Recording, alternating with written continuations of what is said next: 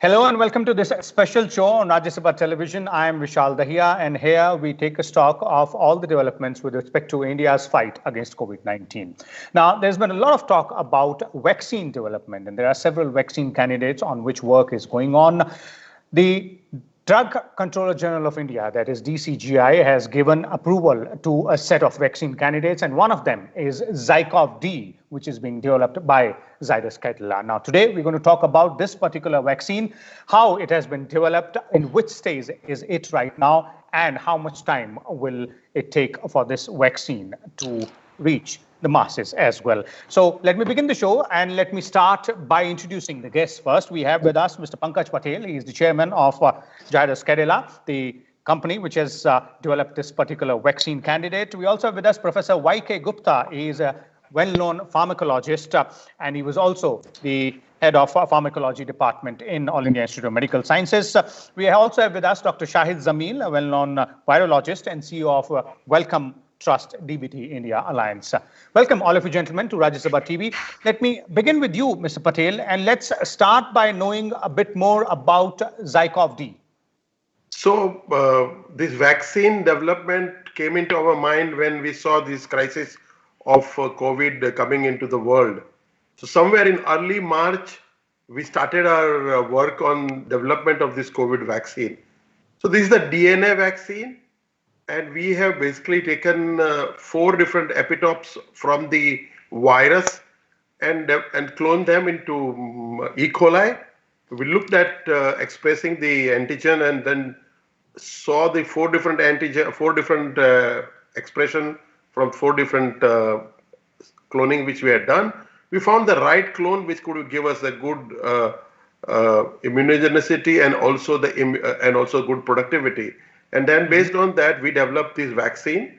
Once the vaccine was developed, we tested this into 4 different animal species and tested them for basically for immune response, antibody production. Subsequently, this sera of this animal were tested for virus neutralization test, and we found that the antibody was working against the coronavirus. We also then did a toxicity study, a 28 days repeat dose, multiple dose study in 2 different animal species and completed all the preclinical data for submission to the Drug Control General in India for starting the clinical trial. And after evaluation, we recently received the permission from them to move forward and start the phase 1-2 adaptive clinical trial. We are now getting ready to start the clinical trial soon. Typically, the phase 1 and 2, we will be exposing over 1,000 persons in the clinical phase, and that will give us both data on the immunogenicity, the antibody titers, the ability to the antibody to neutralize the virus, and also will also give us the safety signal. Based on this data, the Data Safety Committee will review that. Also, the regulator will review that. And based on that, we will decide to move into phase 3 if at that stage. Typically, we expect that the phase 1-2 should be completed within 3 months from now. Okay. So that's where we are today.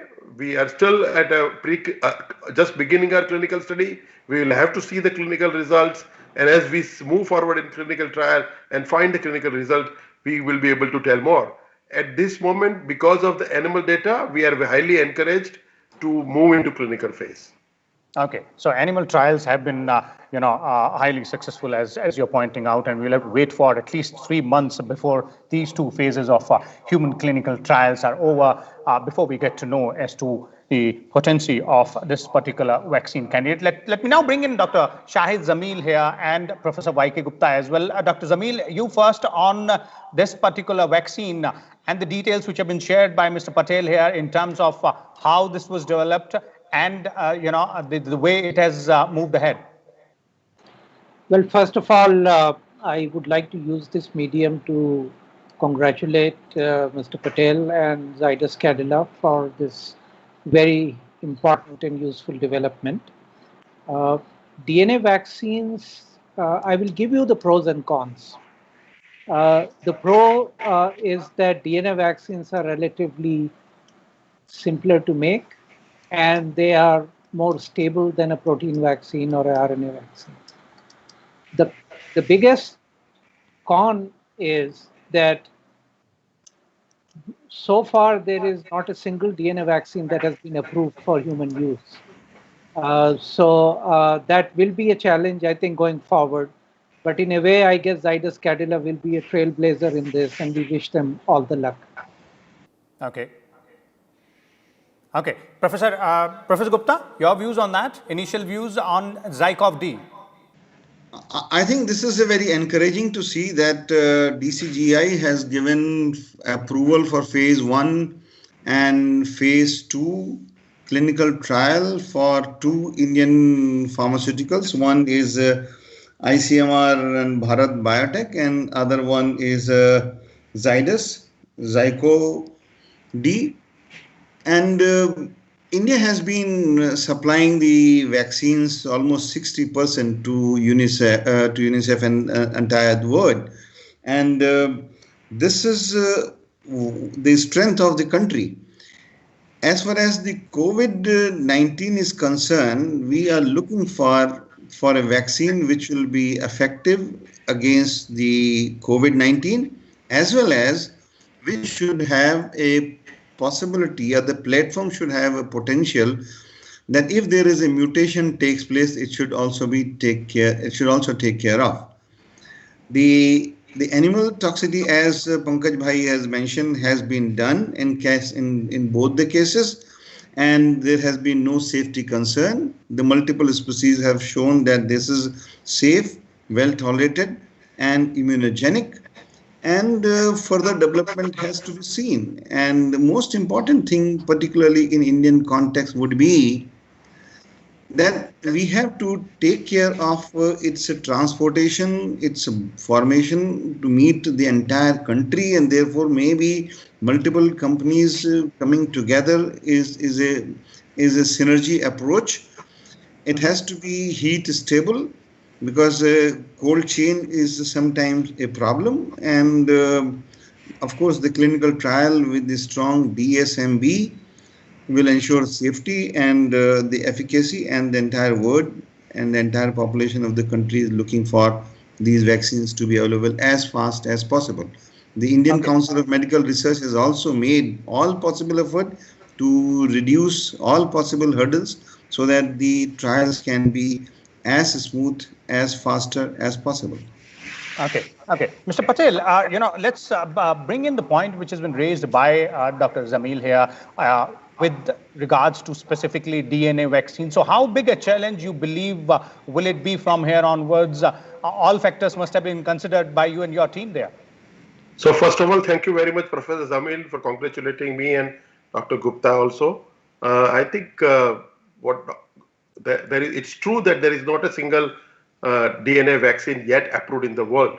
However, if you look at the WHO guidelines and also the US FDA guidelines, they have been clearly stated in their guidelines that DNA vaccines are safe.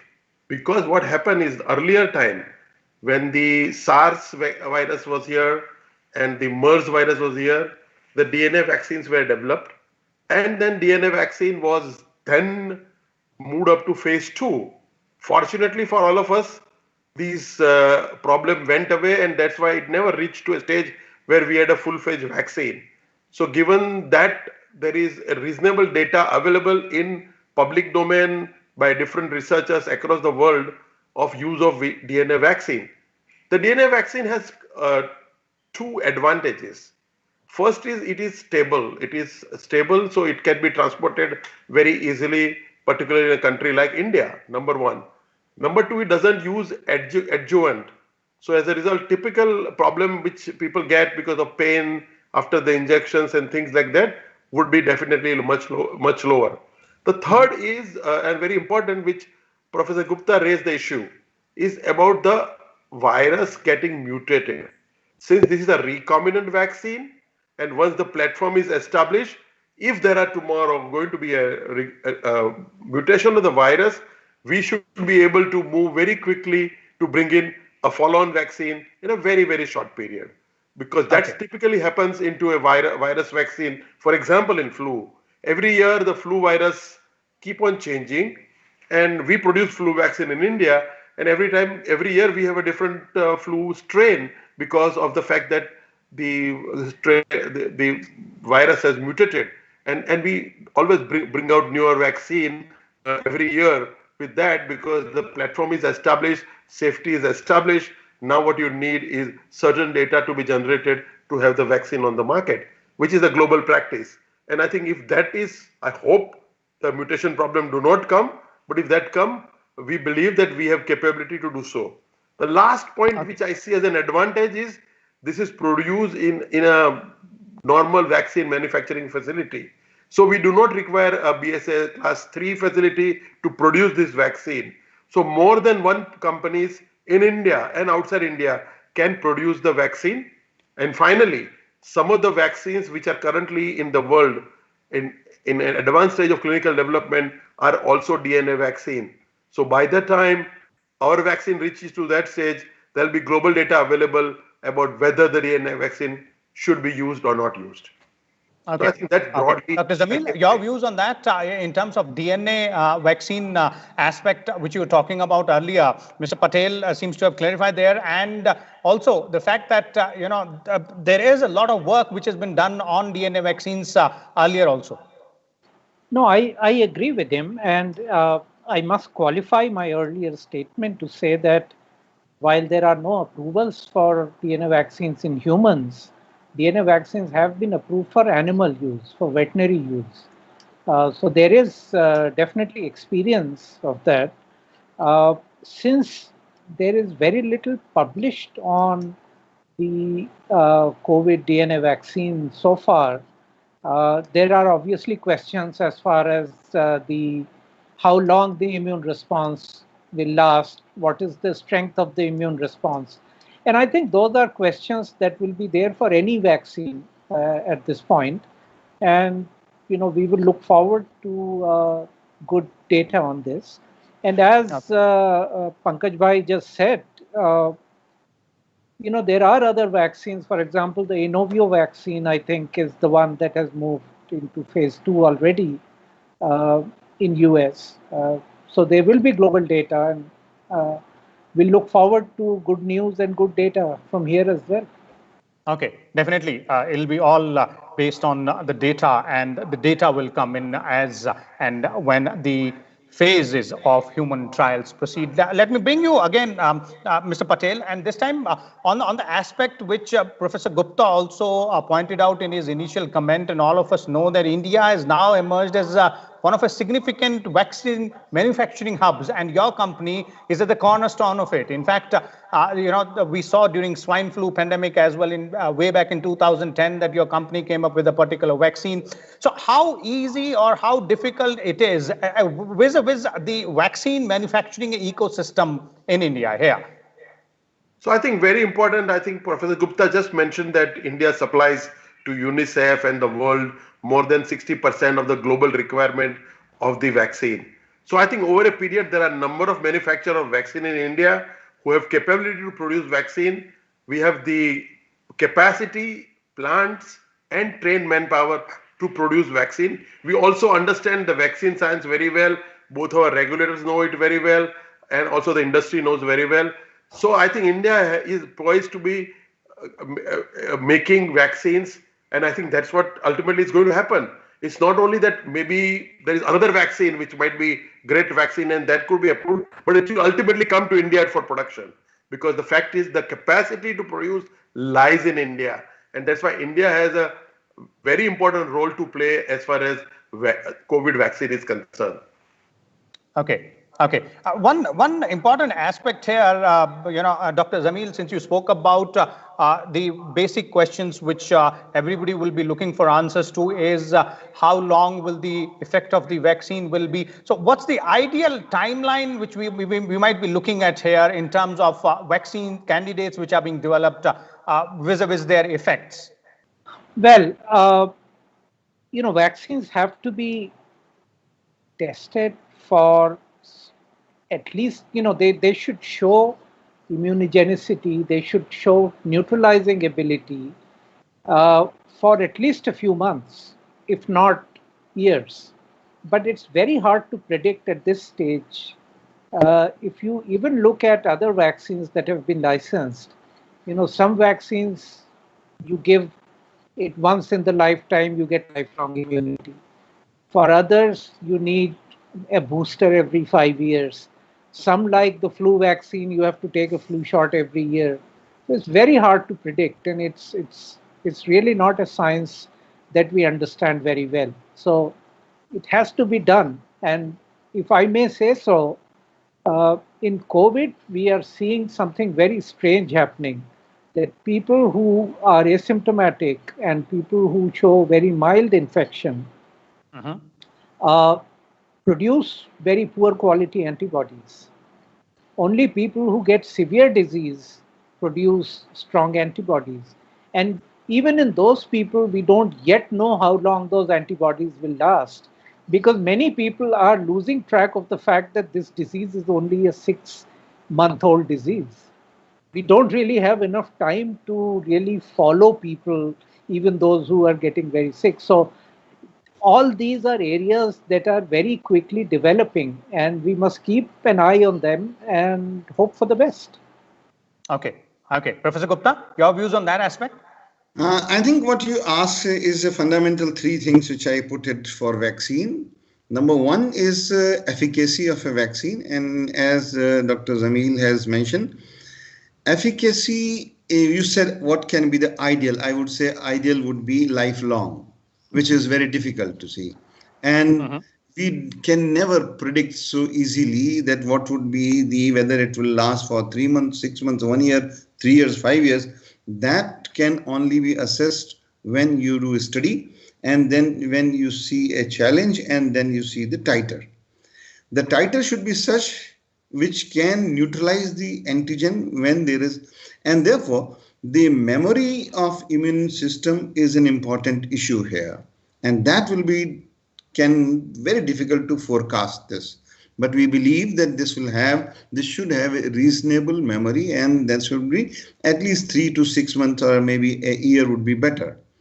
Okay. The important thing is the second important thing is the safety, and safety has been demonstrated in all these species. In fact, both the vaccines which have been approved for phase 1 and phase 2 have been safe, but DSMB is important structure in the entire clinical trial, which will see that what is the safety during trial and post-marketing.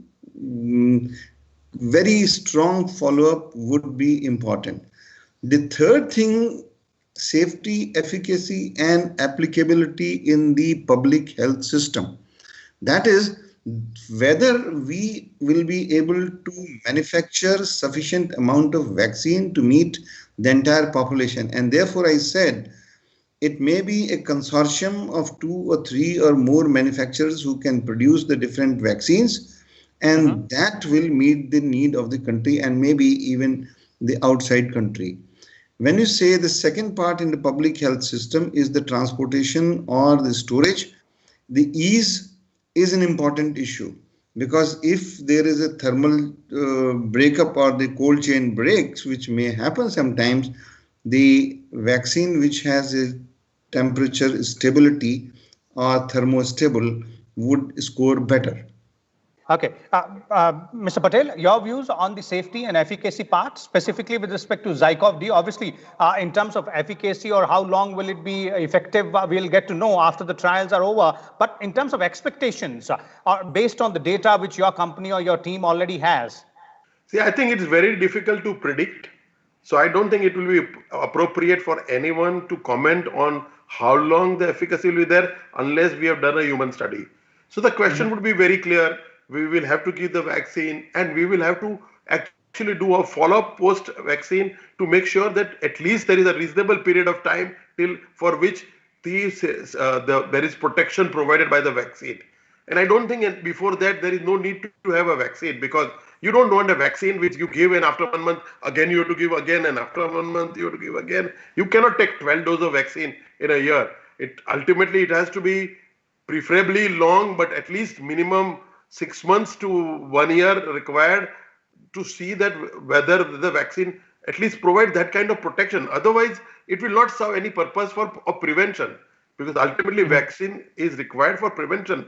And for prevention, it is going to be very important that we have a reasonably long safety and efficacy data available.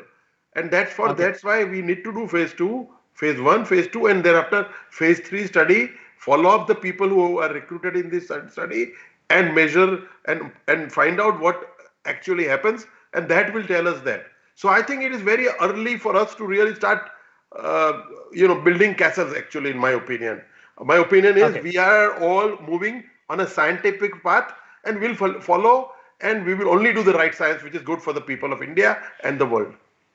Okay, Mr. Patel, just one more question before we bring this to an end, and that is that your company is involved in development of several other vaccine candidates as well globally. So any update on those vaccine candidates also? So these are all early stage. Still, we cannot comment on that till we have data. So it is also another approach for developing a vaccine, and with the hope that it could be a long-term vaccine, but it's still early stage. So once we have reached to a particular stage, it will be right for me to talk about it. Today, we have limited scientific data, and I would not like to claim anything on that basis. Okay. Let's conclude the show with the final comments from Dr. Zamil here. Dr. Zamil, how would you sum up the journey so far in terms of the development of vaccine candidates? Because we are in a race against time in this particular case, the COVID-19 pandemic, and obviously all stakeholders involved here are doing their job perfectly well. But where are we right now? How would you place us? Let me first say that COVID vaccine development is something that this world has never seen before. At this time, we have 140 different fairly serious vaccine candidates, all the way from preclinical to phase 3. About 17 or 20 are in human trials. Never in the history of humankind you have had this situation where within 6 months of a new disease emerging, you have this. So it's really a celebration of science and technology that this has happened. Let me very briefly address one point that Pankaj Bhai just talked about, and that is the efficacy. So let's say that there is his vaccine or any other vaccine shows 50% efficacy at 6 months and maybe 30% efficacy at 1 year. Is it not going to be a useful vaccine? I think in my view, it will be a useful vaccine because we are in a pandemic situation and anything that can reduce load is useful. So we should not look for a magic bullet that will simply provide sterilizing long-term immunity. We will get what we can get at this time. The situation is like that. So all the best to him, his company, and to everyone else who's making vaccines. Well, indeed, definitely wonderful work being done by the team at Zydus Cadila and other companies as well who are involved in vaccine development. Thank you so much, Mr. Pankaj Patel, Dr. Shahid Zamil, and Professor Y.K. Gupta for sharing your views with us. So this is all about the vaccine development, specifically ZyCoV-D against COVID-19.